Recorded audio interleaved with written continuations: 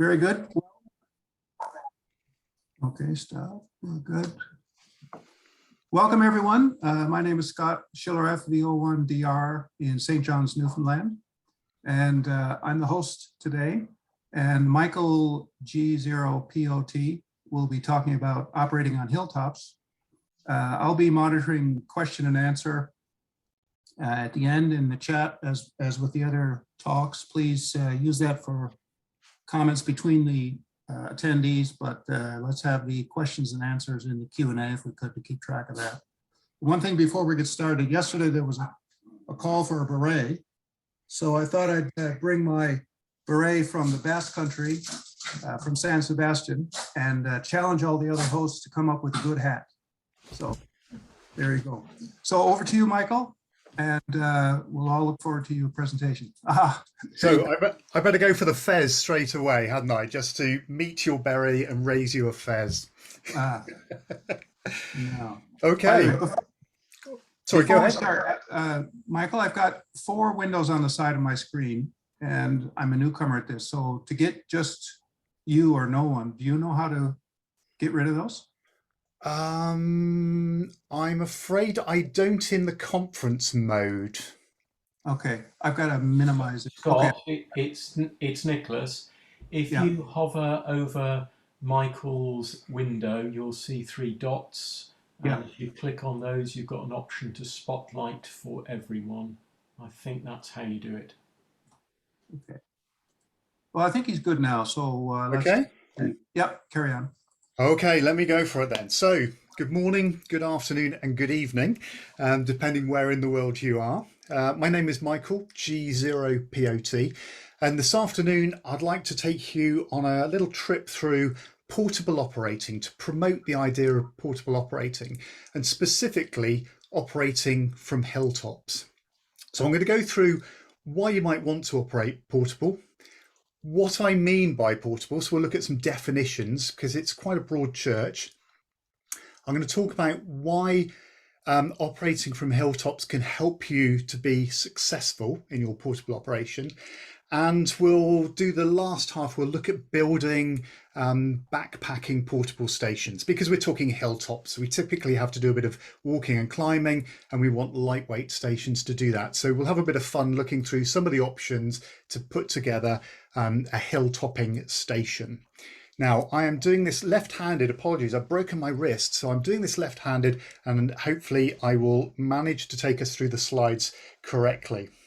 So, why go portable? Well, QRM levels at people's home locations seem to be on the rise. So, in urban environments, so whether that's DSL, LED lighting, those cheap little wall warts that we have all around our houses, these are just a small sample of the things that are starting to cause interference at our home locations. Now, I'm not saying that operating portable in a hilltop is necessarily all roses and DX, but and I have had issues with QRM from electric fences around sheep fields, off-road motorcyclists, curious helicopter pilots thinking I'm lying dead in a field. But on the whole, being out portable and hilltopping tends to get us away from all those normal big sources of QRM. Don't forget the slides, Michael. You may not have room for extensive antennas. A lot of people live in apartments or have houses with small plots of land, so getting antennas up can be a bit of a challenge. For our American cousins, I know you guys have a lot of trouble with homeowner association covenants preventing outdoor antennas. And, we can all have the problem of planning permission and unhappy neighbours. So some of us really struggled trying to get an outdoor antenna. And when I asked my friend Manu over in Spain to send me some examples of what he uses from his balcony in his apartment, he sent me about 30 photographs with various antennas that he's managed to squeeze onto his balcony to operate. But he tends to get out on the hilltops. Now, we get a lot of weather here in the UK. I'm sure you do where you are. But nevertheless, a lot of us enjoy getting out of doors. So if you're stuck in an office all week or have a house full of excitable children, getting out and combining hiking or a climb with some radio operating, giving you a real purpose for getting out and about, can make for a nice session. Our hobby is multifaceted. So some people like to just chat. Some people like to get an iron out and melt some solder for our American friends. Some like to model and build antennas. Some like to work DX or contest. Having a challenge helps us to learn and improve our skills. And I found the challenge of creating an effective station, backpacking station, and developing those good operating skills and techniques while operating portable was greatly enhanced by honing those skills doing portable operations. If you like to collect things like DXEC, Worked All Britain, Squares, or the equivalent in your country, programs like SOTA, Summits on the Air, POTA, Parks on the Air, and WWFF, the Worldwide Flora and Fauna, can provide a good challenge while getting you out and about in both the UK and the rest of the world. As we see when we're looking at operating techniques, these programs can be a real aid to you as an operator, especially if you do opt to do portable operating, lightweight operating with QRP and compromised antennas. So these things can help you be successful. But do we have to compromise? And what do we mean when we talk about a portable station? Let's have a look at some of the options. All right, let me see if I can get my mouse on this. Yes. So what do we mean by portable? So here's a few of my ideas. Operating from a parked car. Fantastic. You've got a seat to sit in. You've got somewhere to rest your radio. You're sheltered from the weather. You've got something to bolt an antenna to, very convenient. You've got a source of power from the car battery. Portable operating from a vehicle can be a great way to get out and about, gets you out of the house without having to do any more setting up and walking about. So it's a quick way to get out and operate portable. Operating near a vehicle. So this is just taking it to the next level. Here we're talking about setting up a portable station where we're not weight limited. We can set up, as we've got in the picture here, set up a picnic table. We can take any of the radios from the shack with us. We can have computer logging if we like. You can mount an antenna to the car, or you can go a bit bigger, put up some big poles, use big trees if you're in a wooded area to hold antennas up. So this is getting out and operating portable, but without any weight restrictions really at all. There's backpacking or lightweight operating. So here I would include any kind of long distance hiking, all of the SOTA stuff where you're climbing hills. Now there are some SOTA summits that you can drive to, but some of the great summits where you're getting away from people, there's a little bit of a climb and a hike to. So and this is really my bag. This is what I love doing, getting out and doing a bit of hiking with some radio. What about boat or kayak operation? So operating from a boat, I guess, is a bit like operating from a car, in that if you've got a big boat, you can have a nice big fixed radio set up and antennas. But I like kayak and canoe operating. And this is a bit like the backpacking, where you've got minimal space. And because you're worried about balancing the thing, you don't really want a loss of weight. So setting up antennas and taking radio equipment and keeping it all dry becomes a little bit more of a challenge. And finally, in fact, it was talking to William, KD6JUI, and another colleague, G7UHN.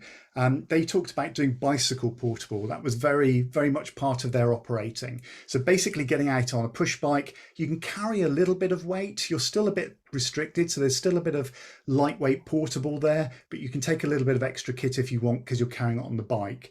And I just got to point out here with Andy's setup, I love the fact that he basically straps his pole to the handlebars of his bicycle. So he doesn't have to find a fence post or put up any guys. Makes it really fast to get this set up.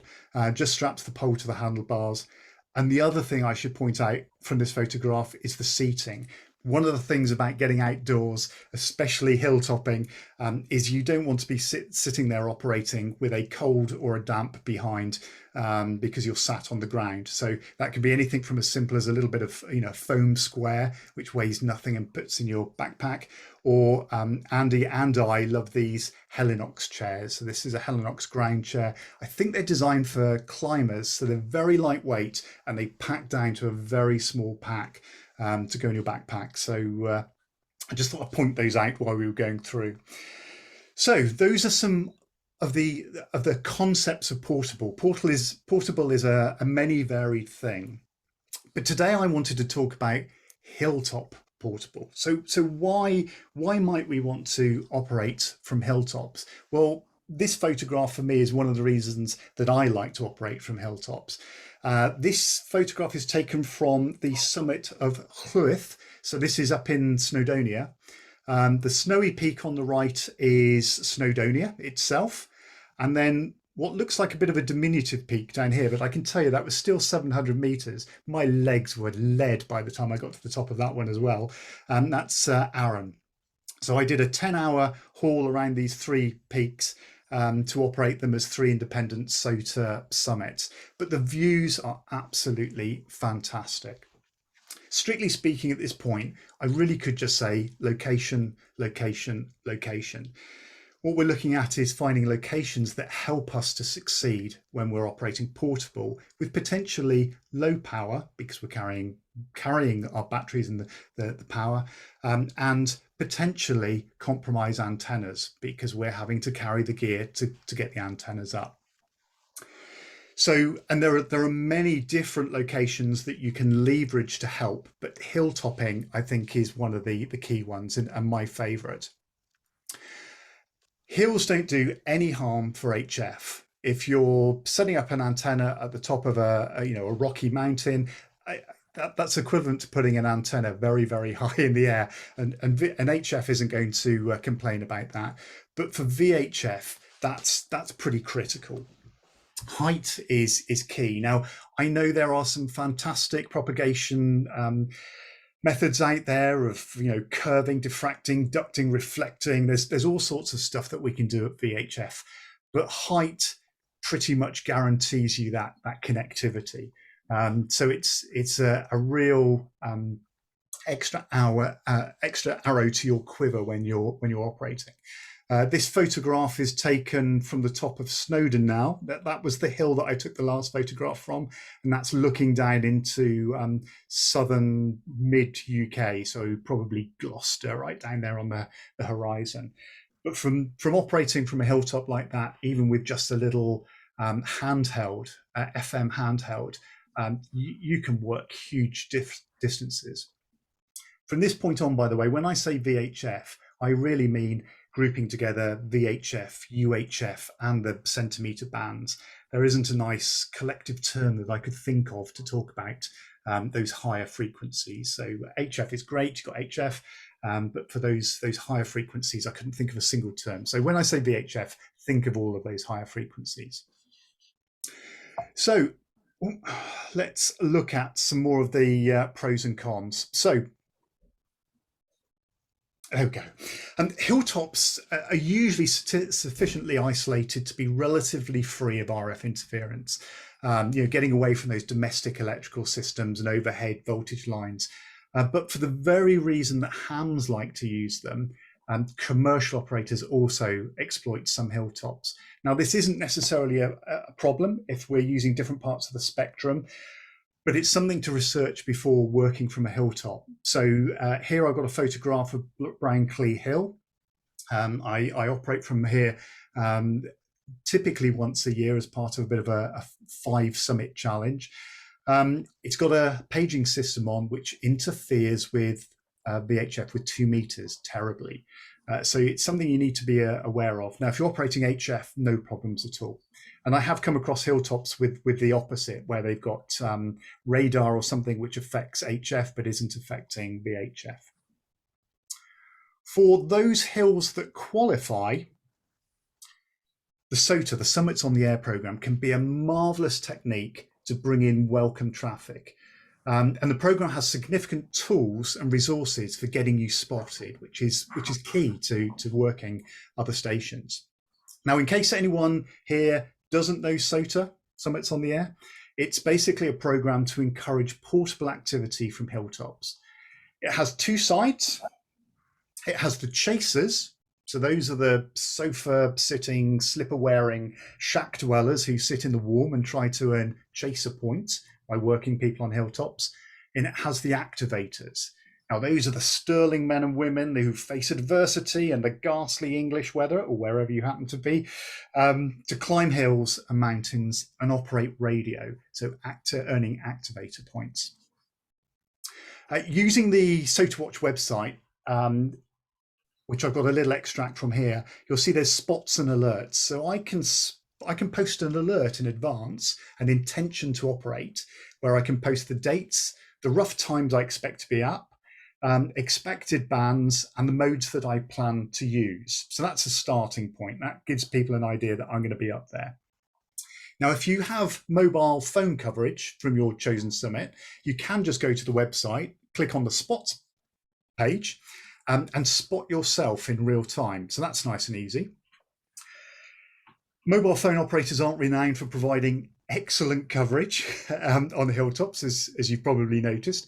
So this isn't always possible, but another option is to text a spot to the SOTA Watch Portable. So you may have noticed, even when you've got quite marginal mobile coverage, you can't make a voice call, you can still get a text through. So there's a text portal to the SOTA Watch page, and I can text my spot. Now, finally, for us CW operators, SOTA Watch has a lovely gateway feature to the reverse beacon network. So if I've posted an alert with an intention to activate a summit, and one of the skimmers out there feeding RBM picks me up calling CQ SOTA, SOTA Watch puts those two things together and automatically spots me. So as a CW operator, that's fantastic. I know that as long as I've posted an alert, all I got to do is call CQ SOTA, and it's pretty likely it's going to spot me. I'll share links, by the way, share links at the end of the presentation to the kind of SOTA launch page. So if you haven't got involved or read about SOTA and you want to go and read a bit more, it'll take you to the main starting page for SOTA, which will link you to all the other tools that they have. Okay, so those are a few of the benefits of taking your portable activity to a summit of a hill. So what are the downsides? Because there's always downsides, right? Cons: outdoor fitness and safety. So it's worth noting that there are many summits out there that we can just drive to. And that's one of the great things about the SOTA program. It's pretty inclusive. So you can still participate as an activator, even if you have mobility problems.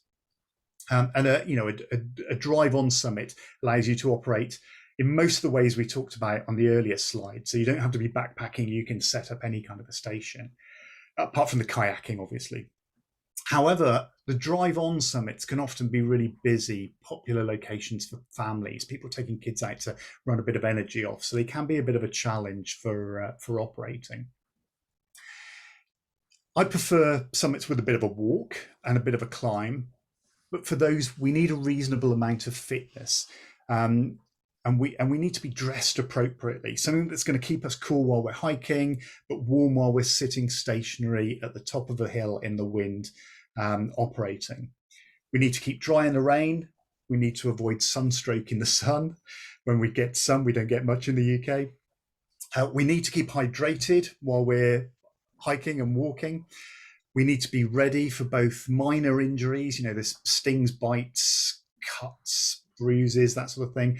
But we also need to be ready for major injuries, having an emergency. I know we think of most of the hills that we walk around in the UK, certainly are fairly innocuous. But if you're on a hilltop that's a bit more isolated, not very many visitors, you're on your own, and you turn an ankle in a rabbit hole, twist an ankle, break a leg, you can be stuck there for some time. So I tend to carry a little emergency bothy bag, have a whistle, because you'll lose your voice after calling for help for about 15 minutes. I always make sure I've got a mobile phone, but you can't be guaranteed coverage. And I try to take a 2-meter handheld, so I've also got some kind of radio backup. And one of those things normally helps me out. Also, just let somebody know where you're going, what time you expect to be back, so that somebody knows you're out there in case you don't return. Now, other cons, limitations of lightweight stations. Are they a con, or are they just part of the fun? I mean, for me, that feels like part of the challenge. Having to work with, a lightweight radio setup, some small way of getting an antenna in the air, antennas that are quite close to the ground, small batteries, that sort of thing. I mean, a truth though is that the further you have to walk, the higher you have to climb, the lighter you'll want your gear to be at the end of the day. So I've carried, I don't know whether you've come across the Klansman, the Army PRC 320 man pack. It's a big, heavy military man pack. I've carried one of those, the military mask, the aerial for half a kilometre. It's doable. That's like 25, 30K of load.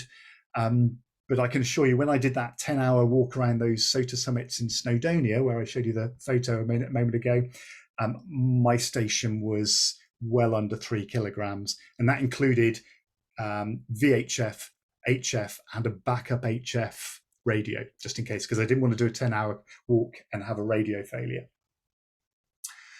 And on that, I was taking, the full radio setup, plus obviously an external HF radio and an external 2-meter radio and a 10-meter pole for putting the HF radio up on. So there was quite a bit of stuff to carry. Plus, if you're doing a long walk, climb, you need to carry water and you need to carry some food. Right. So those are some of the kind of key cons of working from hilltops. You have to think about how you're going to operate, knowing that if you want to use a lot of power, that probably means carrying a bigger radio, bigger batteries, and the chances are you'll be working with inefficient aerials, because quite often our aerials are very low to the ground, or we can't get many radials out, many counterpoises out. So let's look at building our lightweight backpacking station. So we've talked about various different types of portable operation, but if we're going to do some climbing and we're going to get away from the car, we want to try and save some weight here. So we're going to think about weight a lot. Now, when it comes to my portable, certainly my SOTA operation, I have a bit of a mantra that I try to stick to when putting together a station, a portable station, and that is simplicity, reliability, and flexibility. I want to keep my setup simple. There's less to forget. It's going to be quicker and easier to erect and tear down, and that's important because you want to maximize your operating time versus your build and take down. And in cold weather, the longer you're outdoors, the colder you'll get, and that makes tearing down a station more tricky. So if you've got a quick to build station, you can get it up, operate, get it down quickly before you get too cold. Now, reliability covers a couple of things. I obviously want equipment that can withstand being bounced around in my backpack, put up and taken down frequently, and clearly withstand a bit of water, a bit of mud, grass, sand, wherever it is I'm doing the portable operating. But I also want a setup that what I would class as repeatable. By this, I mean, if I've designed a tuned aerial solution, I want to be confident that it's going to be tuned whether I'm operating from a park, a beach, or a mountaintop, in sun, rain, or snow. So I want to be confident that my station is going to work wherever I set it up. I don't want to have to carry an aerial analyzer, although many modern radios obviously have simple SWR meter built in, which is wonderful. And finally, flexibility. I don't want to go to all the effort of climbing a hill, setting up a station portably, only to find that there's a paging tower next to me, as we saw earlier, blotting out VHF, or there's been a coronal mass ejection and HF is dead, and I haven't brought other options. So I want to make sure I've got a few band options, typically including a walk band as well for HF, in case there's a major contest on and nobody can hear my diminutive signal. I always try to have both HF and VHF, even if that's only a little FM handheld. And plus the handheld is great for emergencies, as we've already touched on. And for HF, I'd always plan to have, I take 3 band capability. I guess 2 as a minimum. I like 3. So I tend to take 20 meters because I can work a bit of DX, 30 meters, that's my walk band, so I can avoid the contest, and 40 meters because if it's open and there's nothing else on, that guarantees me local contacts. So let's start by looking at radios. So to build a portable station, we're going to need, as a minimum, a radio, a battery, a feed line, and an aerial, and some way to hold that aerial up, of course. So here we're going to focus on, as I said, backpacking portable stations. So weight is going to be a bit of a, weight and size is going to be a factor for us here. So let's run through a wish list for a radio. We start by thinking what sort of mode we want to do. So having multi-mode is quite an advantage, but thinking about what mode you want to do can influence how much power you want to run, and that might influence the radio we need, therefore the size of the radio and the battery size. So QRP SSB, as we should all know here, is absolutely possible. I've worked Australia on 10 watts SSB from a SOTA Summit. The guy at the other end was doing all the hard work, I can tell you that much, but I've done that, it works. But I do concede that QRP SSB can be hard work, especially if you're also using very inefficient aerials, and especially on very busy bands. Voice operating also has the challenge of wing noise on the microphone, and I don't think a lot of operators appreciate this when they first get started. If you're up on a hilltop, there tends to be a bit of wind, it picks up on the microphone terribly, and it makes it really hard to hear you. So you need some way to shelter from that, even if it's just hunkering under your coat to protect the microphone. Data modes. Now, data modes give pretty impressive bang for buck in terms of power density. They can perform well at QRP and even QRPP levels, so 1 watt or below. But potentially then you need to run a laptop or a tablet or even just a mobile phone app, and then include an interface to connect your compute device to the radio. So this is extra power, extra weight, extra complexity, more things to forget, more things to fail, and more batteries to rely on. So for me, CW feels like the sweet spot of power efficiency versus simplicity. CW only requires the simplest of radios, and with a relatively low duty cycle, you can get away with pretty small batteries too. The bottom line is, if you want to operate QRO with above, like 10 watts, you're probably looking at carrying a much larger and heavy radio, and the extra batteries to power it all. So weight really is a consideration. QRP is definitely going to be your friend here. Now on the slide, we have an example of some of the radios that either I've used or that are basically marketed as backpacking type radios. The FT817 obviously is a classic. It's actually, let me just click that to get multi-band. So we've got multi-mode and multi-band with the 817, with the KX3 or KX2. The IC705, which is fairly new out, which also includes internal batteries, which is quite nice. And I guess a real big contender now is the new Lab 599 Discovery. So those are the kind of bigger multi-mode, multi-band radios. The alternatives I've got here are some smaller CW only radios, so only 1 mode, but most of these are at least 3 bands. So 20, 30 and 40 is very popular for the smaller radios. The Mountaintop of 5B has 5 bands in total. So as you can see, just physically from the size, the smaller radio, the CW only radios are much smaller, but there's that trade-off between multi-mode, multi-band. And you have to ask yourself, do I want to take a radio? I've got the 2 meter transverter inside the KX3 or the FT817. Gives you 2-meter SSB, which is fantastic.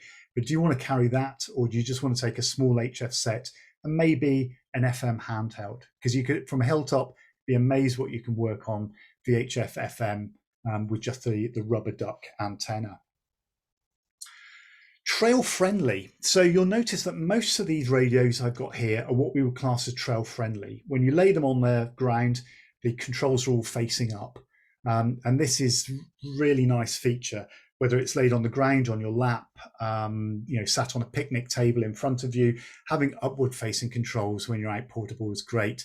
The 817 is a little bit more tricky here. Seeing that screen is almost impossible. You really need to know where your lock button is as well for the VHF, for the VFO knob, because it's very easy to knock and you can't then see what frequency you're on.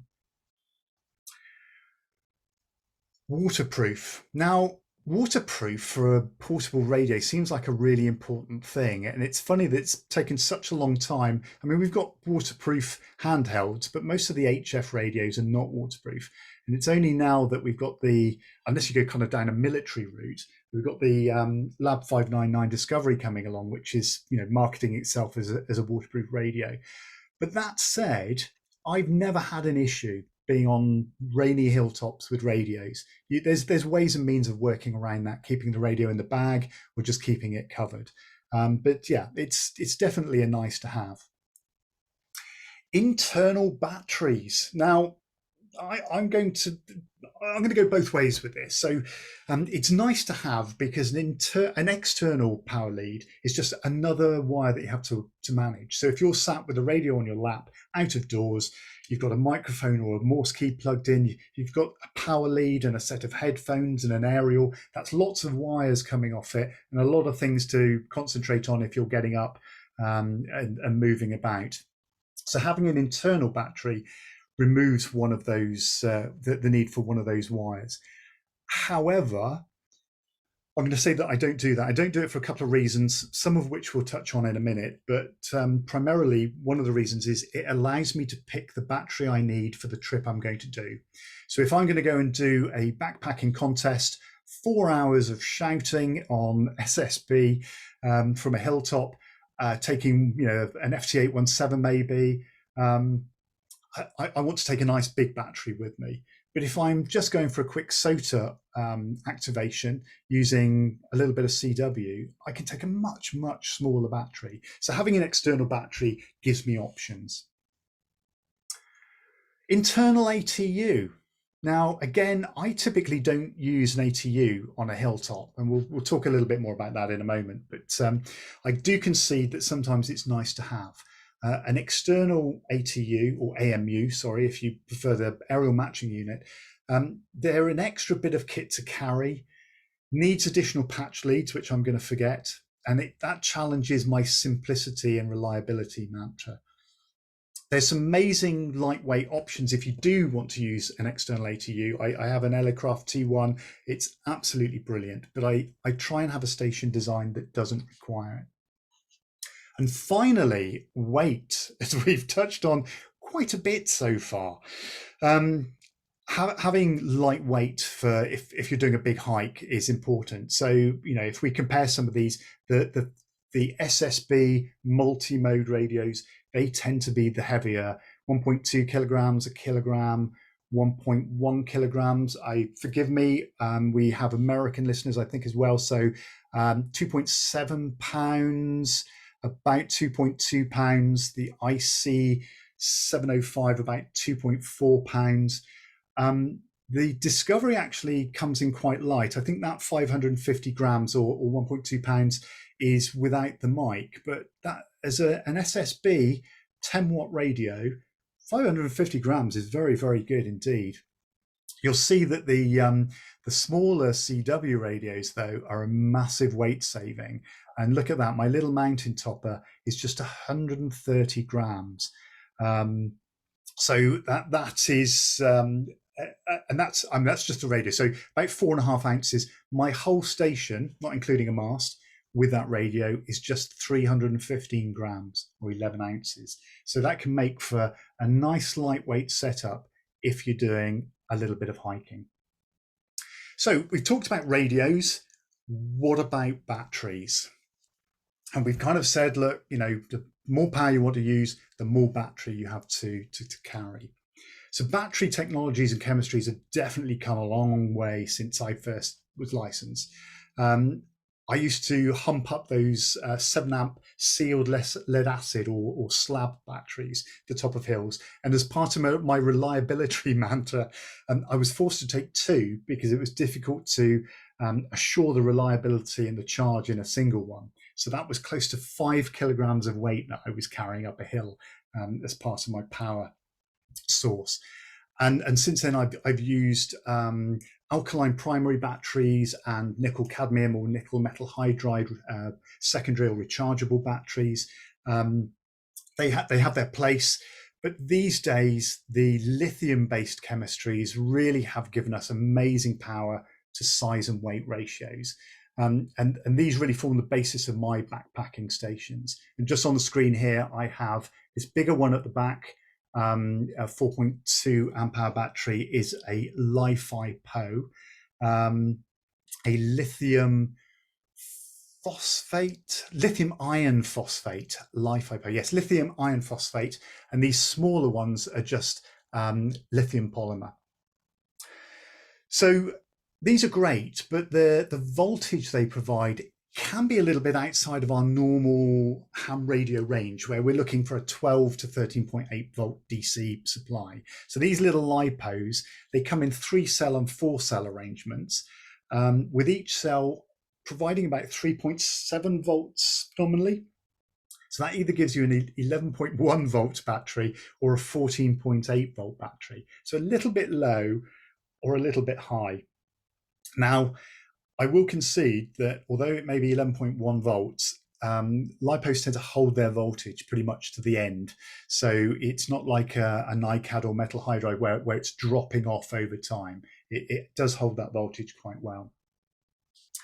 The LiFi-PO, the bigger of the cells I have here, that gets a little closer to our normal operating voltage because each cell is about 3.3 volts. So a four cell LiFi-PO battery is 13.2 volts, which is good.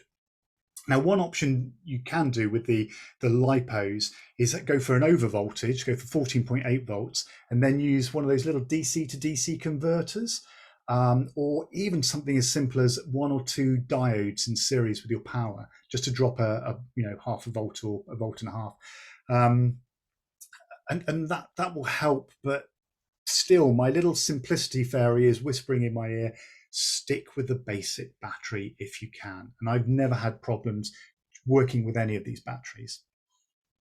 Now, weight-wise, as you can see, as I said, the slabs that I used to carry were, like 2.5 kilograms for this sort of size battery, or at least 2 kilograms. So this is like a quarter of the weight at about 485 kilograms. This is, 485 grams. This is much lighter. 485 grams, so about a pound, isn't it? I think so. But the LiPos, again, as I said, because you can scale the battery to what you want to do, you can pitch the weight you want to carry. So when I'm taking the little mountain topper, I can just take the LiPo for a weekend, and that's just 50 grams. About 1.8 ounces. That's very little to carry. It's great. Now, one word. What have I got? Internal versus external. Oh yeah. So we talked a little bit about internal and external, didn't we already? So having an external battery means that you can choose which battery you want to take. You can take spare batteries, so it makes it easier to change. But we want to try and provide a little bit of mechanical protection for our battery. So again, having an internal battery can provide you with that protection. But yeah, so there are other ways of doing it, so you don't have to have the battery on the inside. Now, as soon as I say LiPos, people say to me, they're a fire risk. They're going to burn your shack down.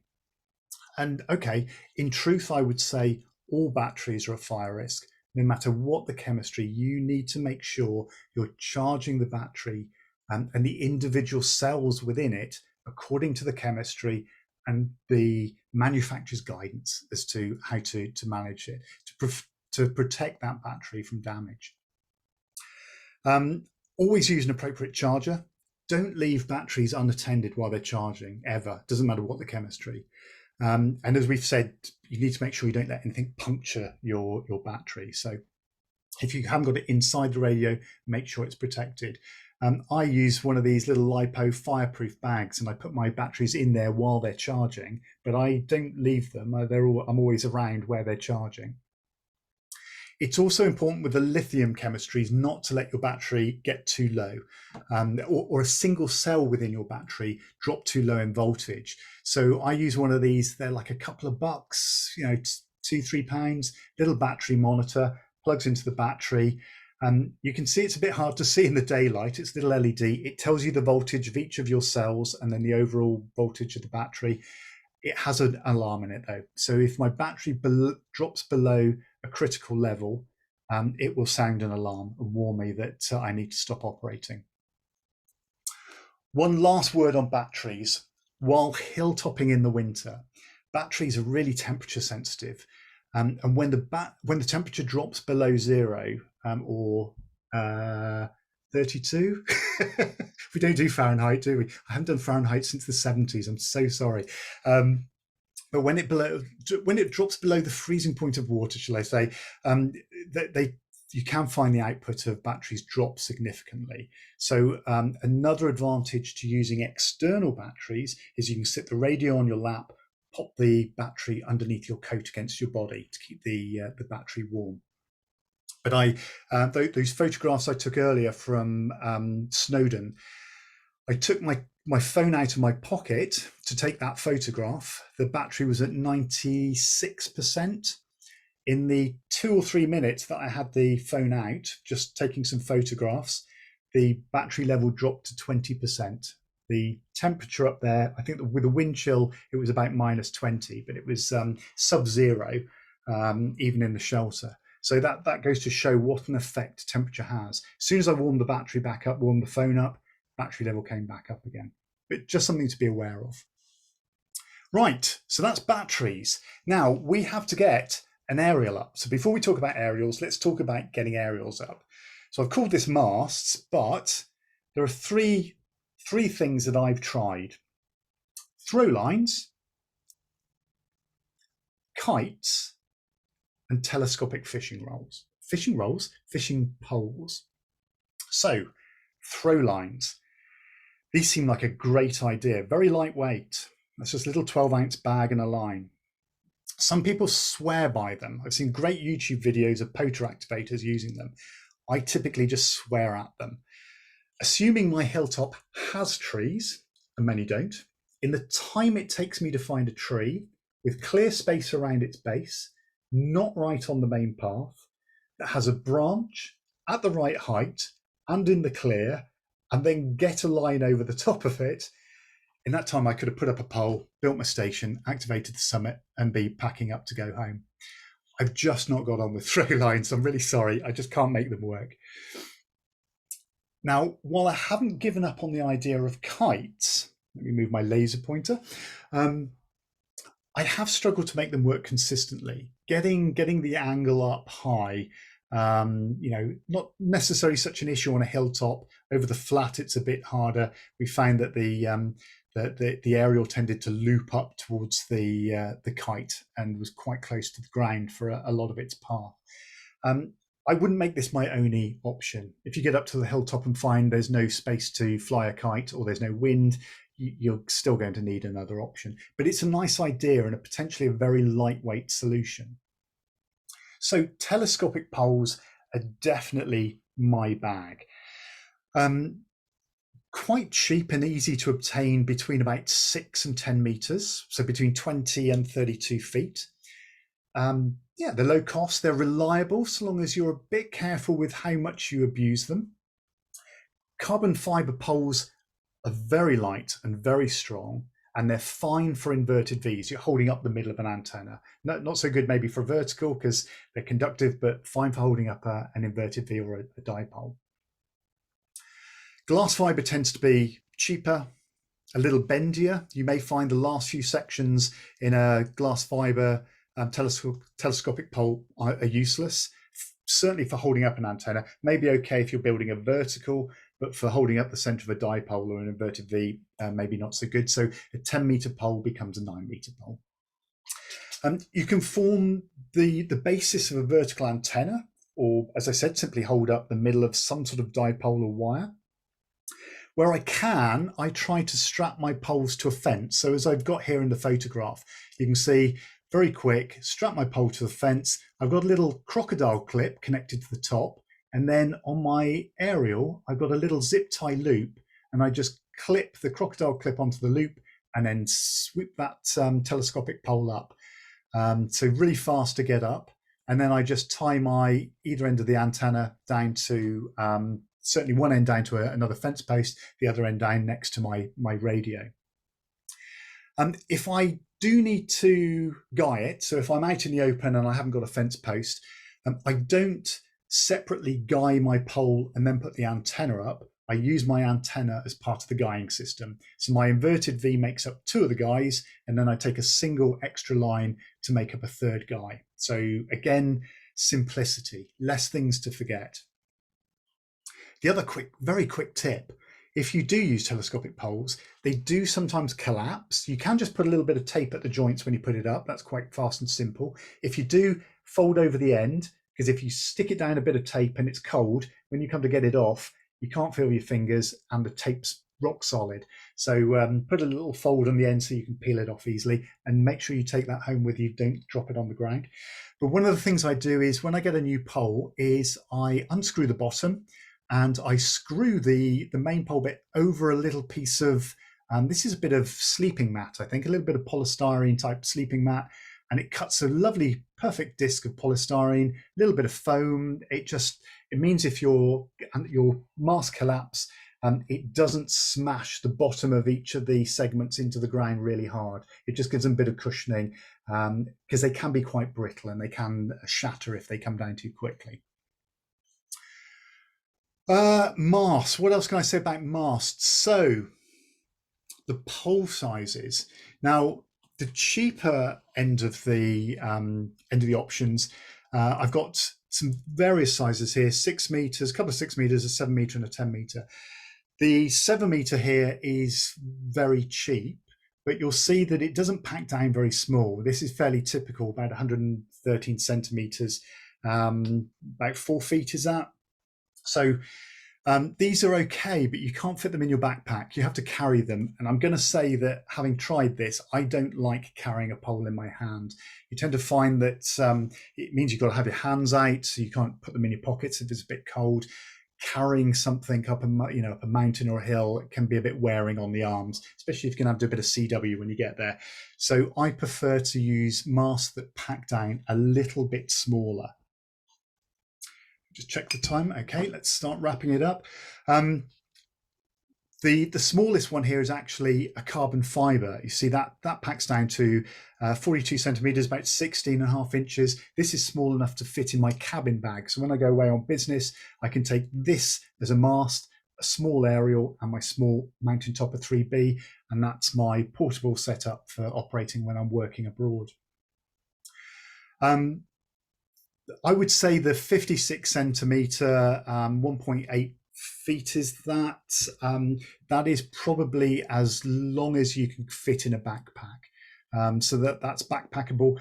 I can just about get this, my 10 meter pole, I can just about get this in my 40 litre backpack. Sticks out a little bit.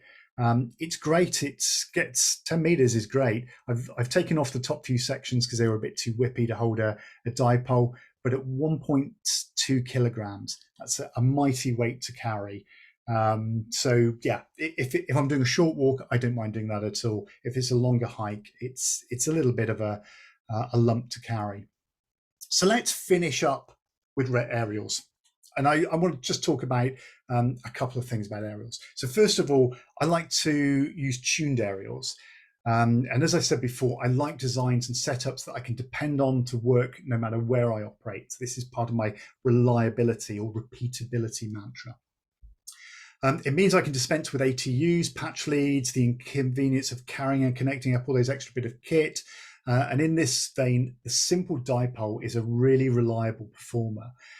You can see here in the picture my 3-band. Now this is a linked dipole, so I'm using links that I can make or break to give me 20, 30 and 40 meters.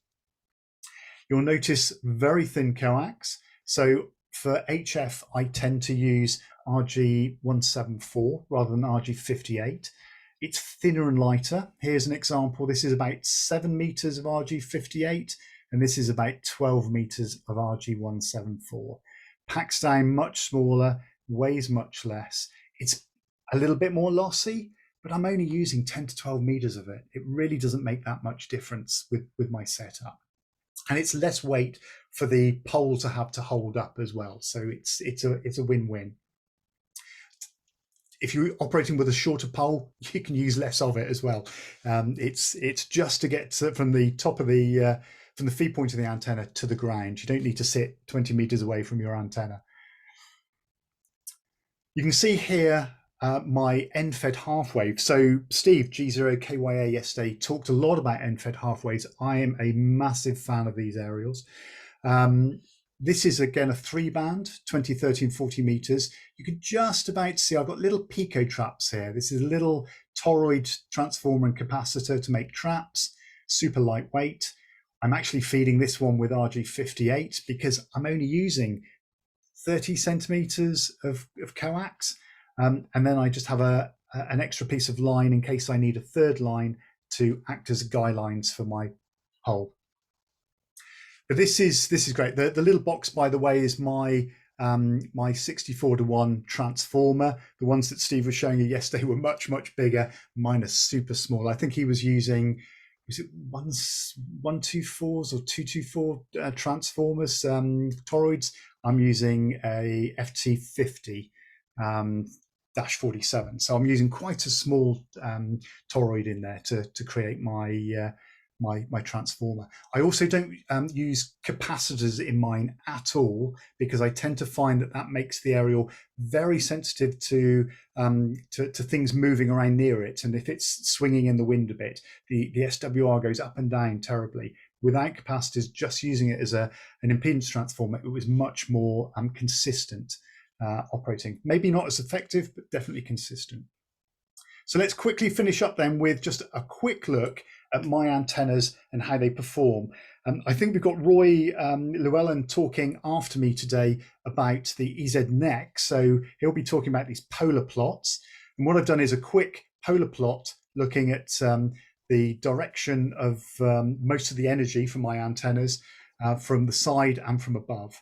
This is my end-fed half wave. And as you can see on 40 meters, most of that energy is going straight up. It's a cloud warmer, it's an NVIS, near vertical instant skywave, but that's fine. That's fine for making UK and European contacts. That's perfect for what I want to do.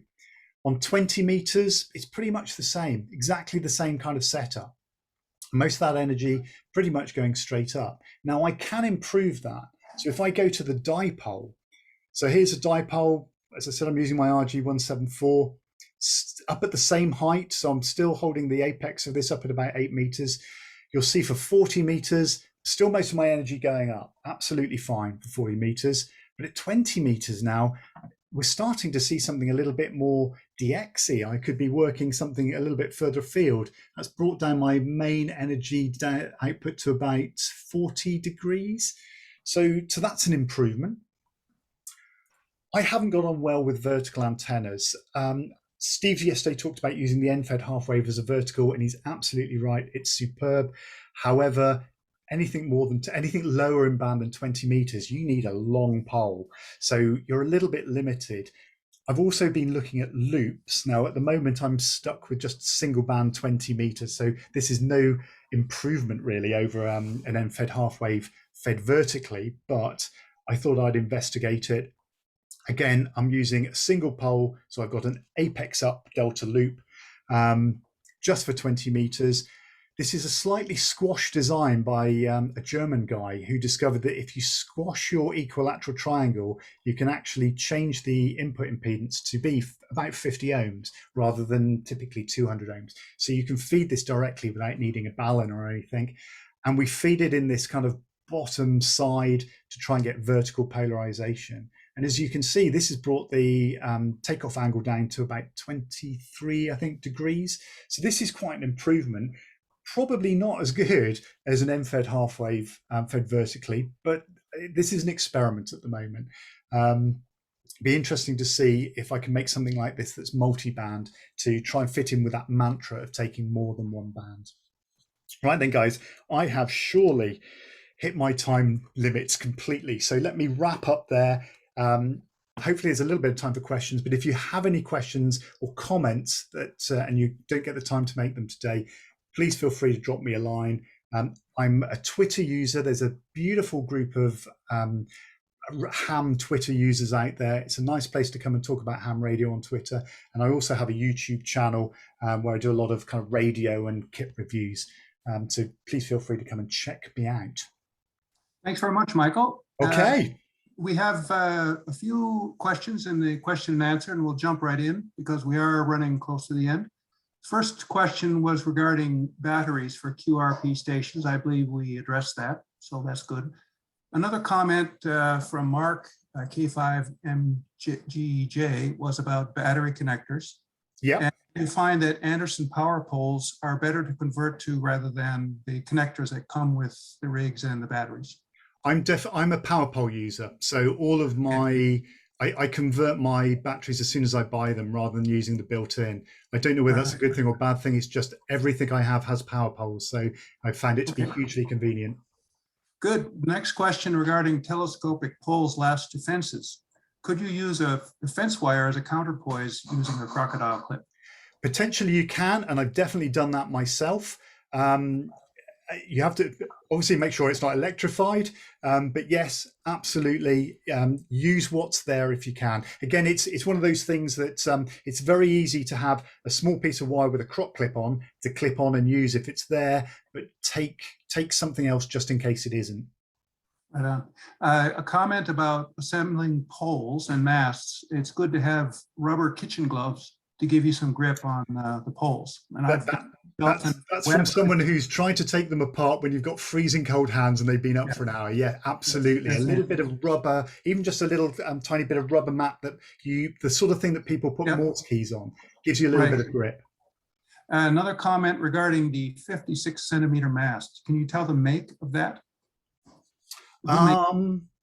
Let me quickly go by. I took a photograph with the make showing, so I'm hoping that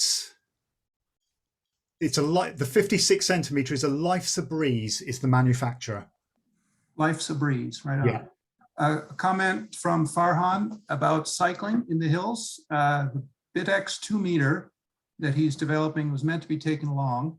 You've inspired me to start now. What kind of antennas do you use? Have you tried FM satellites? So I have an Arrow antenna and a portable satellite setup, but I've never tried satellite operation from a hilltop yet, and I would love to, because you're going to be able to work the sats much closer to the horizon. So that's a fantastic idea, and I must do it.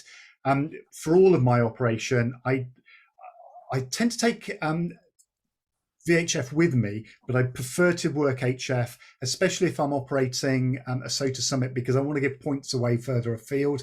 So the end-fed half wave is my absolute go-to because it's the smallest, lightest weight aerial I have. If I can be bothered, if I don't have to carry it too far, a dipole is rock solid. But those are really my go-tos. Okay, we have yet to hear about moon bounce from hilltops. Last comment, and then we'll wrap it up, is from Paul VK3HN. I've been experimenting with end-fed half wave and tuner, 20 meters of wire on 7 megahertz. It also tunes as a full wave on 14 megahertz. Have you tried this? Now, I haven't, and I spoke to Steve G0KYA yesterday about this because I wasn't entirely sure whether a full wave and a wave and a half, whether they still presented the same impedance.